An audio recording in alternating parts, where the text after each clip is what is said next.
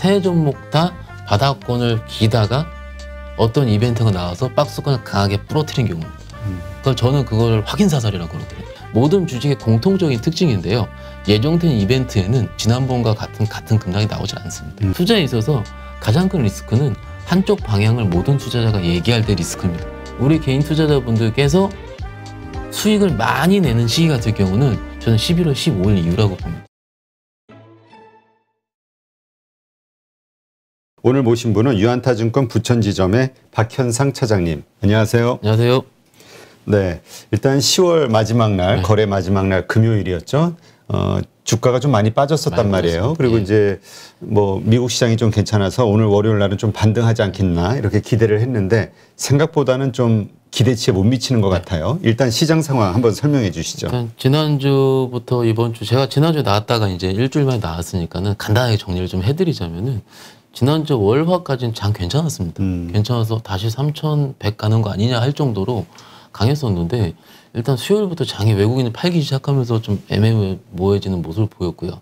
근데 제가 좀 약간 기분 나빴던 것 같은 경우가 지난주 수요일날 외국인들이 선물을 7천억을 팔더라고요. 아, 많이 팔았네요. 예, 그러니까 이게 올라올 때 같은 경우 외국인들이 선물을 그렇게 판 적이 없었거든요. 근데 지난번에 10월 초에 하락을 할 때도 그 전주에 외국인들이 하루에 1조 2천억을 판 날이 있었거든요. 그러면 며칠 후에 한 번씩 꼭 밀리더라고요.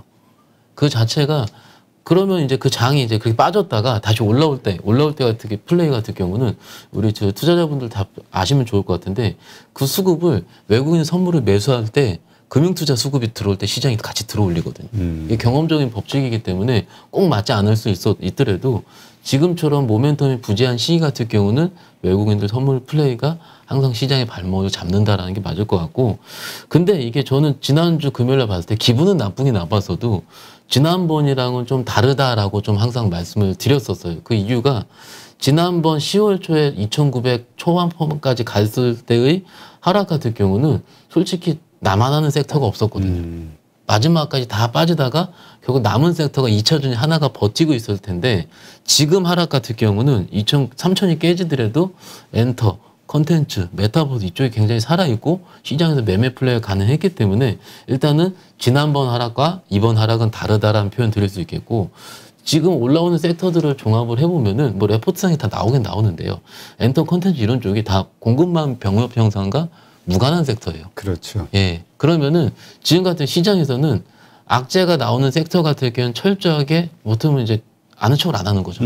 그리고 호재가 있는 섹터만 강하게 달려든다는 겁니다. 이거를 제 표현으로는 개별 주장이라 얘기를 하고요. 개별 주장일 것 같은 경우는 소위 뉴스단에 매매를 하더라도 수익이 나요. 개별 주장에서는. 그래서 이제 저도 이제 현장에서 매매할 때는 이렇게 그런 식으로 좀 매매 플레이를 하고 있는데 일단 지금 같은 경우에 외국인들이 선물을 팔아서 시장이 하락을 했고 지난주 금요일 날 하락 3,000포인트 깨질 때 같은 경우는 삼성전자 좀 밀리고 좋았었던 사이닉스 3% 이상 밀리고 이런 식으로 해서 깨졌는데 그때 제가 오늘 아침에 이제 재밌는 레포트를 좀 봤는데요. 솔직히 이제 그 우리 투자자분들이 이런 얘기를 하십니다. 정보가 우리는 적다라든지 뭐 기관들이 다 알고 있다라는데 저도 똑같거든요. 제가 오늘 아침에 반도체 위클리를 봤어요. 그 지난주에 있었던 봤더니 그런 얘기 있더라고요. 지난주 금요일 날 발표된 반도체 컨트랙트 프라이스가 PC 디램 같은 경우는 9%가 빠졌고 그리고 저기 서버용 디램 같은 경우는 4%가 빠졌다. 지난주 금요일 날 아마 오전 오후쯤에 발표한 것 같은데 그 시기 같은 경우는 저는 몰랐거든요. 네. 그 같은 경우는 실질적으로 그 저기 익스퍼트라 그래서 체크 단말기라는 게 따로 있어요. 아마도 그런 것들을 보시는 몇몇 기관 투자자분들께서 그걸 예의주시하게 확인할 수 있지 저희는 그 디램 가격 동향 같은 경우는 후행으로 좀 알 수밖에 없는 구조이기 때문에 그날 아침에 지수가 그렇게 빠지는 거가 아이고 외국인들 팔아서 혹은 삼성전자 디램 가격이 빠져서 이렇게 치부하기에는 너무 급작스러웠다는 게 맞을 것 같아요. 그러니까는 일단은 지난번과 지금과 다른 거고 또 한 가지 좀 다른 이유를 말씀드리자면 저희가 이제 시장이 계속 올라올 때 제가 월봉이라고 얘기를 하잖아요. 네. 월봉 같은 경우가 4개월 이상 음봉을 한 적이 없었거든요. 아, 그래요? 근데 지금 10월까지 4개월 음봉이었어요. 그러니까는 11월부터는 반등이 나오지 않겠느냐라고 일종의 희망 회로를 돌린다고 생각을 하는데 오히려 그런 것들을 큰 투자자분들은 그러니까 헤비 트레이더는 이런 거 굉장히 많이 맹신하시거든요. 예. 그래서 11월에는 올라가지 않겠느냐 얘기를 하시는 거고 제가 지지난주에도 자료를 하나 보니까는 그 11월, 12월 두 달 동안에 이 두 달 동안 빠진 코스피 하락 폭이 5% 이상 빠진 적은 2008년도 금융위기 한 번도 없었거든요. 그러면 오히려 우리가 소위 위기라고 생각했던 것 같은 경우는 일단 저희 그 아시다시피 이제 많이 빠지는 거 그걸 하는데 기억을 해보면 거의 10월 달에 그런 적이 많았거든요. 진짜로 추석 지나고 나서 오히려 11월, 12월 같은 경우는 일부 중소형 섹터가 무너져서 우리가 좀 어려웠지 오히려 대형주 땅 갖고 계신 분들 같은 경우는 그렇게 크게 어렵지는 않았을 것 같습니다. 그래서 지난번 조정과 다른 측면에서 봤을 때 지금 같은 경우 오늘 뭐 몇 포인트 안 되는 상황 8포인트밖에 안 올려놓긴 했는데요. 그러더라도 기술적으로 봤을 때는 대부분 분들이 아직 그 상승을 회복은 못했다라든지 그렇게 하실 수가 있는데 제가 본 11월은 이번에도 다를 수가 있기 때문에 일단 좀 천천히 지켜보시면 어떨까 이렇게 말씀드릴 수 있겠습니다. 네, 지금 사실 많은 분들이 좀 무서워하거든요. 그럼요. 또 다시 이거 3천선 크게 깨질까봐 그러니까 주가 급락하는 상황이 올까봐. 근데 또 대외적인 변수를 보면 이번 주 테이퍼링에 대한 어떤 스케줄이 나올 수도 있다라는 게 분명하잖아요. 예, FOMC 회의도 있고 뭐 중국의 리스크 문제 아직 끝난 게 아니고요. 하여튼 그러다 보니까 불안해서 좀 많이 좀 팔아놓자 이렇게 생각하시는 분도 있고 뭐 다양한데 일단 다시 한번 급락할 만한 환경은 오지 않을 것이다 이렇게 보시나요? 일단 오더라도 저희가 살아있을 만한 수준으로는 유지가 될 것 같고요. 아, 크게 떨어지지는 않을 것이다. 솔직히 제 입장에서 봤을 때는 지수가 급락만 나오지 않으면 정말로 해볼만 합니다. 그게 시장 투자자분들도 그걸 아셔야 되는데 어떤 걸 건드리더라도 무조건 빠지는 경우가 있어요. 지수가 3일 동안 100포인트 이렇게 빠져버리면은 진짜 그냥 뭘 건드려도 빠지거든요. 지금 같은 경우는 아무리 봐도 그런 시그널은 느껴지지 않는 가장 큰 이유는 11월 2일, 3일, 이제 내일 모레가 되겠죠. FOMC가 하면서 테이퍼링 스케줄을 할 텐데 이미 그건 우리가 다 알고 있었던 내용이고 직원들끼리 이렇게 얘기를 합니다. 이미 반영 다 했다고. 반영 다 했는데 저도 지금 통화를 해보면은 그것 때문에 미리 주식을 줄여놓으신 분들이 좀 있어요. 근데 전 줄이지 말라고 말씀드리긴 했거든요. 아, 그래요? 근데 어떤 섹터를 줄이느냐, 어떤 종목을 줄이느냐가 중요한데 그것이 이제 대부분 지난주에도 말씀드렸죠. 수익 난 걸 줄이니까는 그게 문제가 되는 거고 지금 같은 경우는 아까 말씀드린 그런 섹터들이 여전히 매매해볼 만한 컨디션이 있기 때문에 시장은 어렵지 않은 수준 말씀드리고요. 그리고 이제 대부분 분들이 줄였다. 그리고 이번 주 같은 경우에 이슈가 있었다 얘기를 하는데 모든 주식의 공통적인 특징인데요. 예정된 이벤트에는 지난번과 같은 급락이 나오지 않습니다. 그래서 뭐 크게 새로운 음봉이 새로운 이제 몰랐던 이슈가 나오게 되면은 모르겠는데 제가 보기엔 지금 입장에서 일단 오늘 입장에 봤을 때는 그렇게 크게 급락할 확률은 적다라고 좀 보고 있습니다. 예. 오히려 그 테이퍼링 일정이 나오게 되면은 오히려 이제 불확실성이 제거돼서 상승의 기폭제가 되지 않겠냐. 오히려 이렇게 보는 분들도 있긴 해요. 그런 분들도 계시고 테이퍼링이 시작되면 11월 중순쯤이라고 얘기를 하거든요. 그래서 이 두 가지가 같이 생각할 수 있는데 요 말씀을 드릴게요. 전통적으로 실적 발표 시즌이잖아요. 지금. 그렇죠. 특히 3분기 실적 발표 시즌 같은 경우는 제가 재밌었던 적이 단 한 번도 없었습니다. 항상 서프라이즈 비율이라고 그러는데 그 자체가 항상 틀렸어요. 3분기 실적 추정하는 것 자체가 애널리스트사이에서 굉장히 어렵다라고 얘기를 하고요.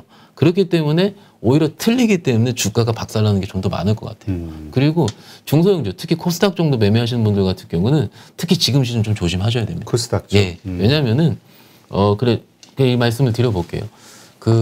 최근에 많이 올라왔던 섹터 중에서 컨텐츠 섹터 있잖아요. 그렇죠. 그러니까 중소형 드라마 제작사들 그런 제작사 섹터 같은 경우가 제가 올해 기억을 해보면은 5월 달에 부러졌거든요. 5월 달에 부러졌을 때 제 기억에는 아마 종목마다 조금씩은 다를 수 있지만은 실적 컨센이 충족하지 못하면서 부러졌어요.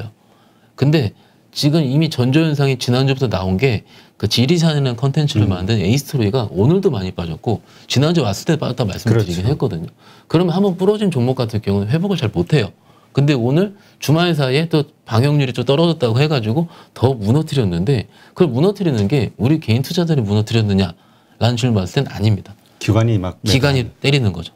그러면은 웬만하면 지금 시즌 같은 경우는 모멘텀 플레이라는 기관 투자가 들어오다가 지금 이제 11월 15일까지 3분기 실적 발표를 할 거거든요. 발표하는데 대부분 중소형주 같은 경우는 14일, 15일 그 마지막 주에 임박해서 나오게 됩니다. 그러면 그때 실적 컨센이 충족하거나 서프라이즈가 나온 종목들 같은 경우는 그게 대장주가 돼서 크게 오르게 되고요. 근데 근데 대부분의 그 컨텐츠 종목들이 아시다시피 이제 방영을 하고 있고 방영 예정인데 아직 뭐 그게 실적으로 잡히기까지는 시간이 필요하죠. 실적이 땡겨올 이유가 없는 거죠. 그렇죠. 지금 같은 경우. 그리고 이제 5월달 제가 4월달 5월달 기억을 해보면은 그때 이제 어떤 일이 있었냐면 그 유명했던 컨텐츠 섹터 자체가 실질적으로 넷플릭스에 얻는 수익 자체가 적었다라는 기사가 나오면서 꼭지가 났었거든요. 그 IP에 대한 부분일 텐데 물론 새로 지금 같은 경우는 다른 컨디션이 있기 때문에 협상을 하고 다른 식으로 수익이 애드가 될 수 있긴 있겠지만 지금 이제 그 섹터가 올라온 지 한 달 됐거든요. 그렇죠. 예, 한 달 됐는데 그것이 얼만큼 진정이 됐을 거며 물론 올라올 때는 좋은 얘기들이 굉장히 많이 있습니다. 무슨 얘기냐면 멀티플이 확장될 수 있다. K 콘텐츠를 바라보는 그런 그 시각이 달라졌다라든지 그런데 막상 빠질 때는요 실적 컨센 안 좋다 그러고 빠진 뭐 재미가 없었다 그러고 근데 이제 확실히 말씀드리는 거는 콘텐츠 섹터 같은 경우는 지난달처럼 10월 달처럼 너도 나도 그냥 오르는 시기는 지난 것 같다. 이게 맞을 것 같고요.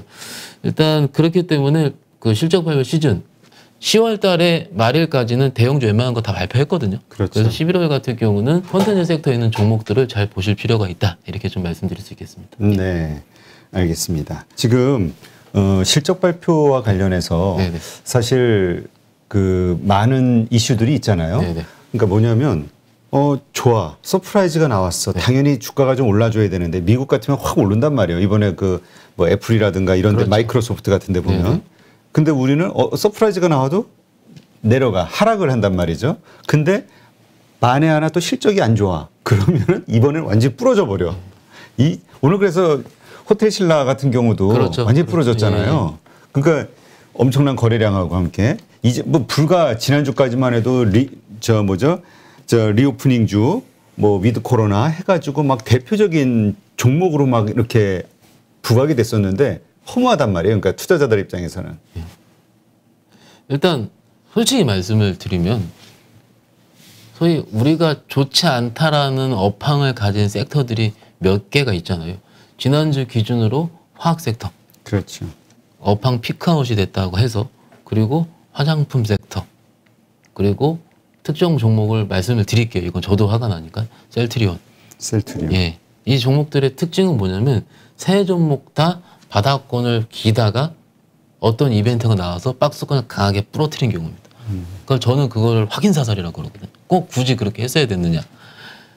이게 욕만 할 필요는 없어요. 욕만 할 필요는 없고 나쁜 건데 여기서 말씀드리는 이유 같은 경우는 이런 현상은 꼭 실적 발표 시즌에 나온다는 겁니다. 그러니까 이 부러뜨린 그 주체는 일단 기관이라고 보는 거죠. 외국인 기관 동시에 나오는 거죠. 예. 개인 투자자는 샀습니다. 근데 지금 시즌 같은 경우가 실적 발표 시즌이 대부분 우리가 시장이 안 좋고 그럴 때는 9월 달에 시장 안 좋으면은 10월 달에 실적 발표 시즌 기다리자 하거든요.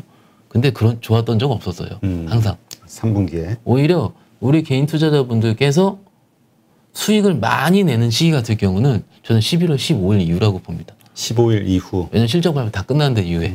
그러면 그때는 실적 이슈가 붙질 않습니다.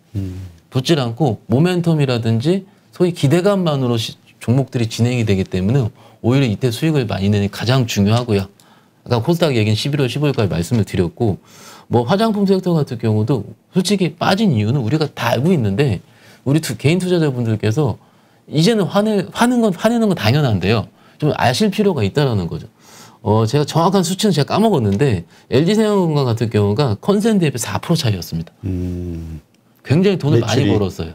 영업이익 같은 경우. 영업이익이. 예, 4% 차이였는데 그거를 그렇게 부러뜨리는지 그러면은 투자자분들께서 아셔야 될 것 같은 경우는 원래 컨센보다 덜 나오면은 부러뜨리는구나라고 알고 계시고 그러면 만약에 굳이 그 섹터를 소위 물려 있어요. 그럼 더 사실 것 같을 경우는 부러진 다음에 한참 있다 타시는 겁니다. 왜냐면 계속 추가적으로 더 떨어질 수 있나요? 그거는 정말 섹터가 언제 도는지를 확인을 해야 되는데 정말로 그 바닥에 대한 순간 같은 경우는 쏟아낼 때거든요.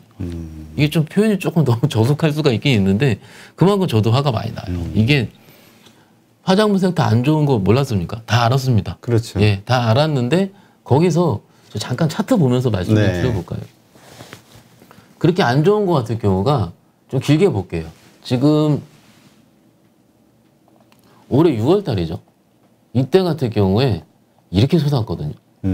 이렇게 솟았는데 가격 같은 경우가 150만 원에서 180만 원이에요. 한 20% 상승했네요. 20% 상승을 했어요. 근데 그때 실적이 20% 상승할 만한 실적이었느냐? 아닙니다. 전혀 아니고 빠질 때도요. 여기 이 정도 수준에서요. 이 정도 수준에서 우리 투자자분들 같은 경우는 아, 이 정도는 바닥 나오지 않겠느냐? 라고 했습니다. 왜냐하면 한 달 동안 그 가격을 빠지지 않고 유지를 시켰기 때문에. 그죠? 그러함에도 불구하고 한참 동안 다시 바닥을 꺼내 이루다가 이번에 실적 발표한 다음에 살짝 열어봤어요. 컨센서스 차이도 얼마 없고. 근데 이렇게 부러뜨립니다. 이거 같은 경우가 죄송한 얘기인데 일부는 공매도가 많습니다. 제가 지난 요 실적 발표한 날 공매도 보니까는 LG생활건강 1등이었습니다. 아, 그래요? 그러니까 그 약점이 딱 보였을 때 그냥 공매도가 같이 맞습니다. 휩쓸어 내려오는 거군요. 맞습니다. 공격을. 그러면은 이거를 내가 당하고 있지만 말고 적어도 이럴 때 공매도를 하자 이건 아니에요. 그건 아니더라도 적어도 이렇게 실적 발표하기 전에 아, 이 정도면 괜찮겠지 싶어가지고 나머지 총알을 다 쓰시는 그런 우를 범하면 안 된다는 겁니다.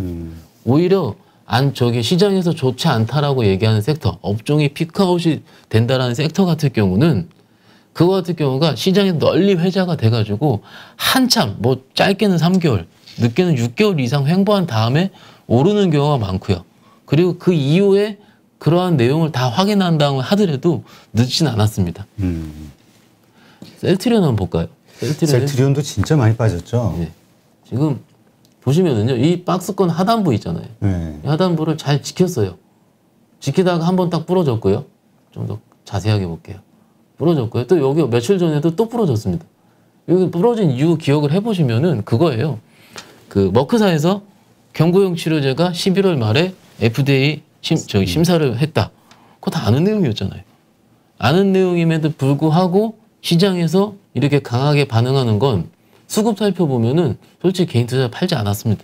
기관이 팔았습니다. 기관 외국인이 둘 다 팔았습니다. 그러면은 이것이 어떤 투자자가 공매도를 한지 모르겠어요. 그건 주체 나오지 않으니까.